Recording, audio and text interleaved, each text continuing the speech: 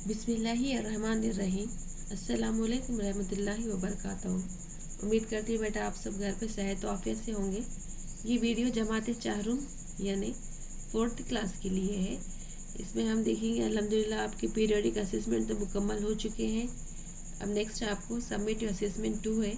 इसके लिए आपको सिलेबस है पूरा लेसन आपको 1 to 16 लेसन है, तो इसमें से 4 लेसन ये स्किप कर दिए गए हैं, तो आपको 1 to 12 लेसन ही लिखे हैं। यहाँ तक ही आपको नोट्स मुकम्मल करना है। तो आप लोगों को सबमिट असेसमेंट के लिए लेसन नंबर 5 से पढ़ना है। इससे पहले की वीडियो में हम यहाँ से पहले लेसन से रिवाइज कर रहे थे, सोने का अंडा नहीं, लेकिन यहाँ से आपको लेसन नंबर 5 ख्वाब की ताबीर, कौन से लेसन से शुरू करना है? लेसन नंबर 5 जिसका नाम है ख्वाब की ताबीर।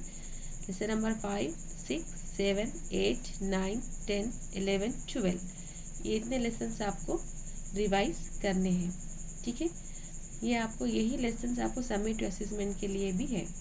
Lesson number 5 to lesson number 12 total कितने लेसन है? पूरे 8 लेसन से आपको है। ठीक है, तो पहला जो लेसन है ख्वाब की ताबीर, यहाँ से हम आपको सबमिट असेसमेंट का रिवाइज करेंगे।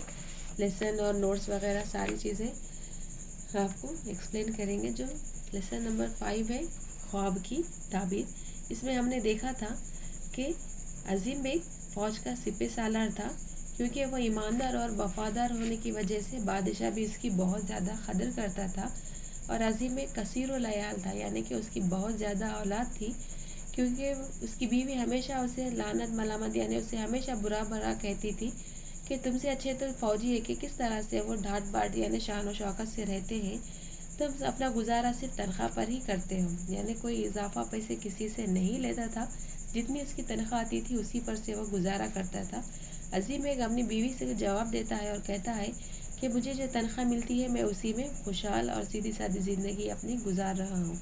एक रोज़ इसी तरह अजीम बेग की बीवी उसे तानो तशनी करती है यानी बुरा भला कहती है, तो वो गमज़दा होकर घर से बाहर निकल जाता है। जब वो बाहर जाता है तो उसे एक बाबा हाथ के इशारे से बुलाते हैं और पूछते हैं कि बच्चा क्या बात है। बहुत ज़्यादा इसरार करने पर वो अपनी सारा मसला अजीम बेग उस बाबा को अपने दिल का बोझ बताकर हल्का कर लेता है।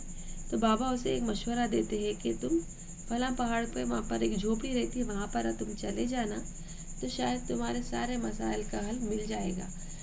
तो उसे वैसे ही अजीम बेग वैसा ही करता है। वो रात को जाता है जो पहाड़ पर, वहाँ पर झोपड़ी तलाश करता है, उसे वहाँ पर वो झोपड़ी मिल जाती है आसानी से।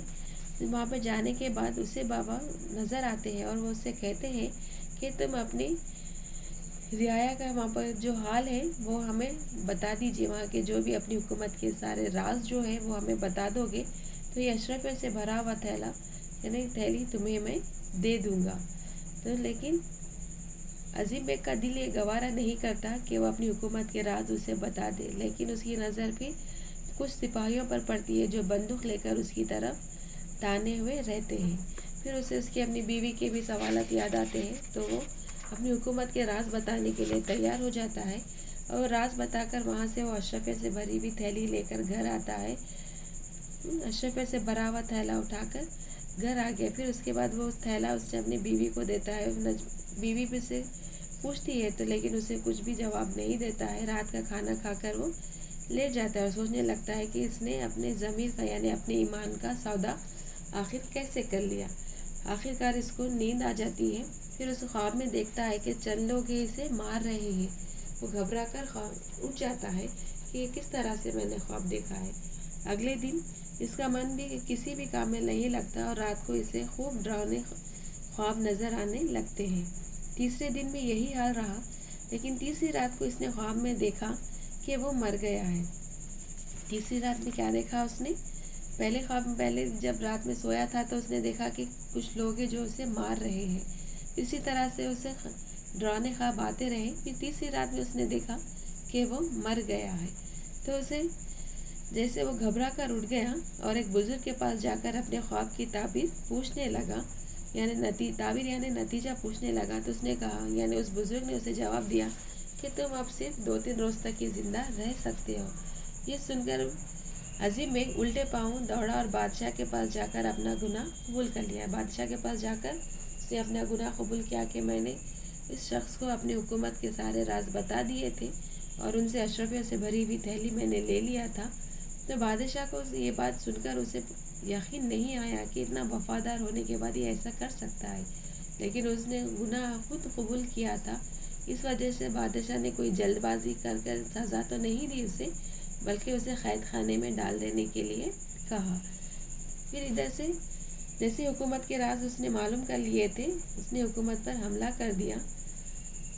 تو جب عظیم بیگ کو یہ بات کا پتہ چلا کہ وہاں پر حملہ ہو گیا ہے، تو بادشاہ کو ایک خط لکھ کر بھیجتا ہے اور کہتا ہے کہ مجھے اس جنگ میں جانے کی اجازت دیجیے، چاہے میری جان ہی کیوں نہ چلی جائے۔ لیکن بادشاہ کو ابھی بھی اپنے پرانے وفادار سپہ سالار پر پورا یقین تھا کہ اس نے وہ دھوکہ نہیں دے گا، اس کی جو صلاحیتوں پر بھروسہ بہت تھا انہیں، تو انہوں نے اسے جیل سے آزاد کرا دیا۔ پھر اس کے بعد جیسے ہی عظیم بیگ میدان جنگ میں آیا، وہاں کا پورا نقشہ پلٹ دیا، دشمن وہاں سے اپنی جان بچا کر بھاگ گئے۔ جنگ کی کامیابی کے بعد عظیم بیگ بادشاہ کے سامنے کھڑا ہو گیا۔ بادشاہ نے اس کی بہادری سے خوش ہو کر اسے معاف کر دیا، پھر اسے کہا کہ دوبارہ ایسی غلطی نہ کرے۔ ٹھیک ہے بیٹا، تو ہمیں یہاں پر اگر کوئی ہم پر بھروسہ کرتے ہیں تو ہمیں کبھی بھی کسی بھی حال میں ان کا بھروسہ نہیں توڑنا چاہیے۔ ہر وقت خدا اور موت کو یاد رکھنا چاہیے، تبھی انسان گناہوں سے بچ سکتا ہے، یعنی گناہوں سے مبتلا ہونے سے بچ سکتا ہے۔ کیونکہ اگر کوئی بھی غلط کام اگر ہم کریں گے، یہ یاد کر رکھیں گے کہ اللہ ہمیں دیکھ رہا ہے اور ہمیں اسے اس کے غلط کام کا جواب دینا ہے، تو ہم غلط کام سے بچ جائیں گے۔ اس کے بعد آپ کو جو نوٹس ہے، الفاظ معنی: سپہ سالار، فوج کا سردار، لعنت ملامت کرنا، برا بھلا کہنا، افسردہ دکھی پریشان، تعبیر خواب کا نتیجہ، کثیر العیال زیادہ اولاد والا، طعن و تشنیع کرنا، طعنے دینا، برا بھلا کہنا، مسائل مسئلے کی جمع، سنگین جرم سخت سزا کے قابل۔ نیکسٹ آپ کو ہے دیے گئے جملوں کو مناسب الفاظ سے پورا کیجیے۔ فوج کا ایک سپہ سالار تھا جس کا نام ڈیش تھا۔ کیا تھا؟ عظیم بیگ۔ عظیم بیگ نہایت ڈیش اور وفادار سپہ سالار تھا، ایماندار۔ بادشاہ بھی اس کی بہت ڈیش کرتا تھا، قدر کرتا تھا۔ نیکسٹ کیا ہے؟ الفاظ کو جملوں میں استعمال کرنا ہے۔ غمگین، حامد غمگین نظر آ رہا تھا۔ تلاش، احمد روزگار کی تلاش میں حیدرآباد گیا ہے۔ انتظار، امتحان لکھنے کے بعد ہمیں نتیجے کا انتظار رہتا ہے۔ جنگ، جنگ کرنے سے جان و مال کا نقصان ہوتا ہے۔ نیکسٹ جو دیے ہے، کیا یہ جملے صحیح ہے یا غلط ہے؟ اس کی بیوی اس کو اکثر لعنت ملامت کرتی رہتی تھی۔ صحیح ہے۔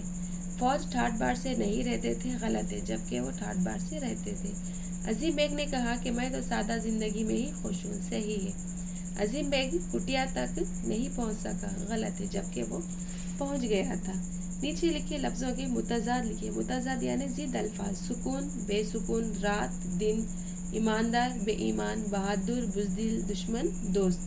نیکسٹ جو ہے آپ کو سوالات ہے۔ عظیم بیگ کون تھا؟ عظیم بیگ فوج کا سپہ سالار تھا۔ بادشاہ عظیم بیگ کی قدر کیوں کرتا تھا؟ عظیم بیگ نہایت ایماندار اور وفادار سپہ سالار تھا، اس لیے بادشاہ اس کی قدر کرتا تھا۔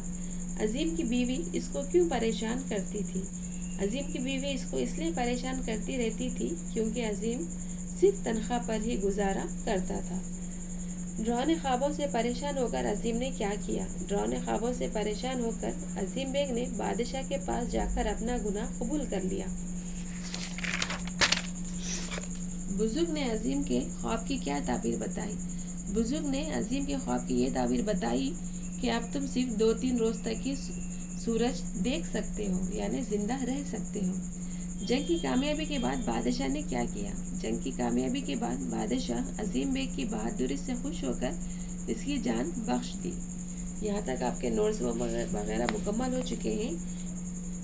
جزاک اللہ خیر بیٹا، اللہ حافظ۔